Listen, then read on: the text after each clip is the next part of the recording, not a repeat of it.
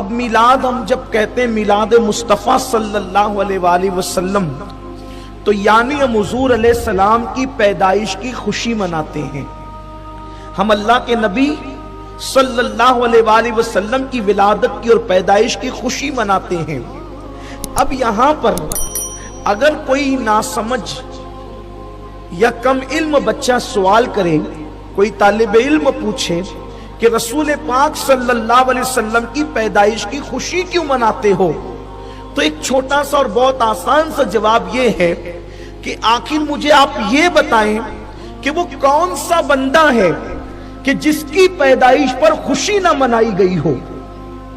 وہ کون سا بندہ ہے جس کی پیدائش پر خوشی نہ منائی گئی ہو. جو بھی دنیا میں بچہ آتا ہے اس کی خوشی ہر اعتبار سے منائی جاتی ہے.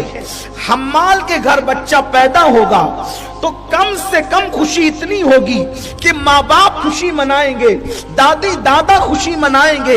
اور اگر وہ بندہ اور پوزیشن والا ہے، اگر وہ بندہ اور پوزیشن والا ہے تو پھر رشتہ دار بھی خوشیوں میں شامل ہو جائیں گے. وہ بندہ اور پوزیشن والا ہے تو محلے والے بھی خوشیوں میں شامل ہو جائیں گے. ایم ایل اے اور ایم پی کے گھر بچہ پیدا ہوا تو ممکن ہے پورا گاؤں خوشیوں میں شامل ہو جائے.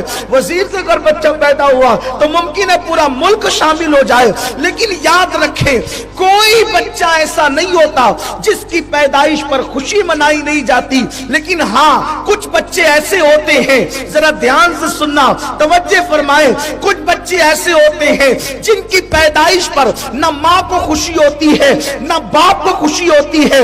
وہ بچے وہ ہوتے ہیں جو بن باپ کے اور بغیر شادی کے پیدا ہوتے ہیں. ان کی پیدائش پر کسی کو خوشی نہیں ہوتی. لیکن جو نکاح سے پیدا ہوتے ہیں، شریفوں کے یہاں پیدا ہوتے ہیں، شرفاء کے یہاں پیدا ہوتے ہیں، پہلا بچہ ہے تو خوشی منائی جا رہی ہے، دوسرا بچہ ہے تو خوشی منائی جا رہی ہے، تیسرا ہے تو خوشی منائی جا رہی ہے. یعنی دنیا میں کوئی بچہ ایسا نہیں ہوتا جس کی آمد پر خوشی نہ منائی جائے. اب آپ مجھے بتائیں جب للو پپو اور ٹپو کے یہاں بچے پیدا ہو تو اس کی خوشی لوگ مناتے ہیں. جب آمنہ کے یہاں رحمت للعالمین تشریف لائے، آمنہ کے یہاں رحمت للعالمین تشریف، کوئی بچہ ایسا نہیں جس کی ولادت پر خوشی نہ کی گئی ہو.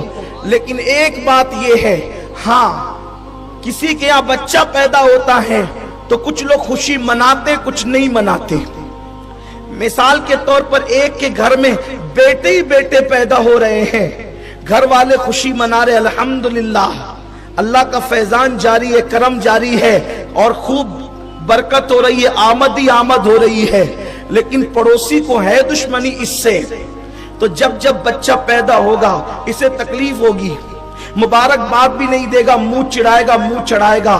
تو آپ نے کچھ کہنے کی ضرورت نہیں، آپ سمجھ جائیں گے کہ آمد پر یہ جو مبارکباد نہیں دے رہا ہے اس کے چہرے پر تبسم نہیں ہے بلکہ چہرہ اتر گیا ہے، بلکہ لوگوں سے بھی لڑ رہا ہے.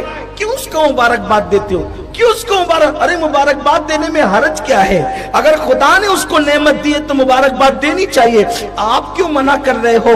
تو یہ منع کرنے والے کا نیچر بتا رہا ہے اللہ نے اس کے گھر بیٹا عطا کیا، اسے خوشی نہیں ہوئی اس لیے بیچارہ مبارکباد دینے سے روکتا ہے. آپ بتائیں پڑوسی کے بچے کے یہاں پہ بچے کی ولادت ہو اور پڑوسی چاہے کتنا بھی بڑا خطیب ہو، ادیب ہو، عالم ہو، ظالم ہو، کوئی ہو، اگر وہ روکے کہ مبارکباد نہ دینا، آپ کہیں گے یار کتنا جلتا ہے یہ کہ بچے کی ولادت ہوئی اور روک رہا ہے. بس ہم نے کسی کو کچھ کہنا ہی نہیں ہے. جس کو دیکھو نبی کی آمد پر مبارکبادیاں ہیں اسے نبی کی آمد کی خوشیاں ہیں.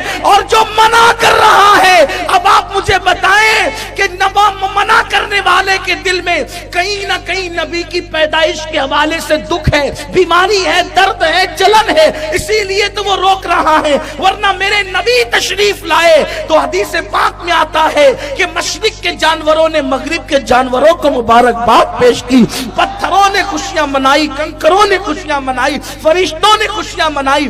حتیٰ کہ اللہ نے خوشیوں کا اظہار اس طرح کیا کہ جس سال نبی کی ولادت ہوئی اس سال اللہ نے بیٹیاں پیدا نہیں فرمائی، 70,000 بیٹے ہی بیٹے پیدا فرمائے.